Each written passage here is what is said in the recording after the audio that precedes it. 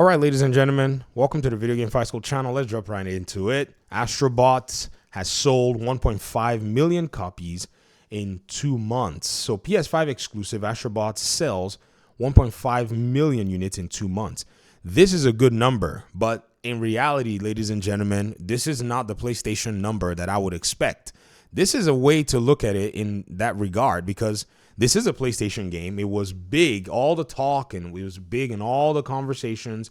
Oh my gosh, that, this is definitely something that, you have to basically take a look at. This particular notification is quite annoying. IGN, if you don't want me to read the article, then, buzz off. Someone else is going to let me read the article.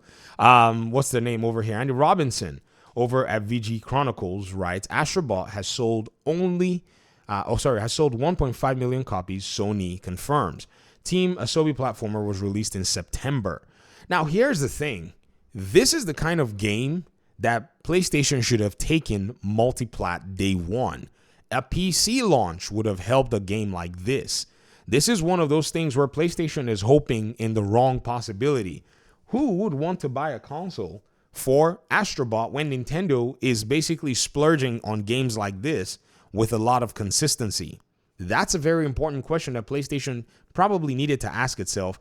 And this is why the director was even saying, of one of the, directors of the game in terms of development was saying, man, fans need to keep, prodding and asking PlayStation to see if it's a thing that can happen. They seem like they're positioned and poised and ready for their game to sell more copies.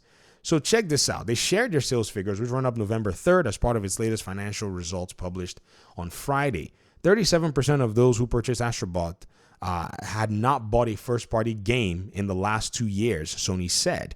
Wow. So this is very interesting. Astrobot has been critically acclaimed, Metacritic score, aggregation of sites, blah, blah, blah, the best 3D platformer. And then pretty much this is all they wrote. They just pretty much put the article there and then they disappeared. That's pretty much how they wrote it. I thought that was interesting. Now, I've been seeing a lot of folk in this, space, having talked about how Astrobot was okay and it did well and all that.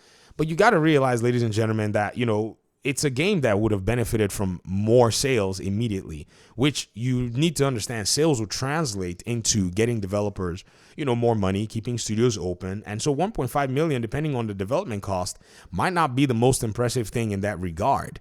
And again, when you judge by how much Nintendo is able to make on its platformers, it is not even touching anything at all. And there needs to be a close look as to exactly what in the world is going on.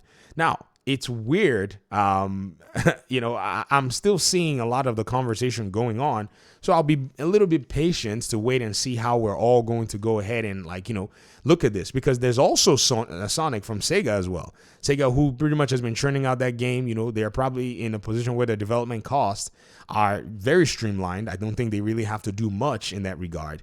And so everyone is smoking PlayStation in this regard, in my opinion. I mean, they really need a multi-platform strategy. This is not something where you're sitting on exclusivity. You really have to find a way to get in there. You really got to find a way to lock in and ensure that you're taking money from the market out there. Because in sitting in your own little bubble where everybody and the saturation of games are squeezing your games out, you got to get in there. Like, look at Nintendo with Super Mario Brothers Deluxe. Look at Zelda Tears of the Kingdom. Look at Pokemon. Even though these games, Pokemon players are starting to say they're seeing kinks in the armor, they're still churning out multi-million copies, dozens of millions in terms of in some cases, 2 dozen million and change, 3 dozen million and change. This is the metric that PlayStation needs to be looking for.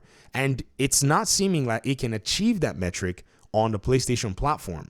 It needs to find a customer base that's not locked into Call of Duty and locked into these live service games that really can be, play diverse titles with, when all is said and done. So think about it, ladies and gentlemen. I am of the mind that this is something that PlayStation needs to look very closely into. Even the PlayStation fans that are always, in a sense, happy with mediocre sales figures, because in their minds, they'll say, well, it's a new studio, it's a this, it's a that. You got to think about it and say, what do you even mean by it's okay? Like, is growth not the measure? Is, progress not the measure where the development team can make, a good substantial amount in sales and bring more games to, people out there? That should, in my opinion, be exactly what they're gunning for. And if they're not gunning for it, then, there's fire in the mountain. Xbox is comfortable with their day one, approach. They don't really care. They'll just put the game on PC, and they're also comfortable now putting their games on PlayStation. Like with Hi-Fi Rush, I'm sure they were thinking maybe they should have used the PlayStation and Nintendo Switch, launch focus, because that game may have been saved coming out on a platform like that. And even PlayStation themselves don't want to make that mistake with Lego Horizon, which seems like it's a game that has that particular paradigm attached to it. But I digress. I'd love to hear your thoughts in the comment section. Thanks so much for watching the video. 65 million, console units and only 1.5 million for a first-party exclusive. It's quite nasty, I have to say. It's weird. But anyways, Xbox also has its own problems too, but it is what it is. Talk to y'all soon. Peace out.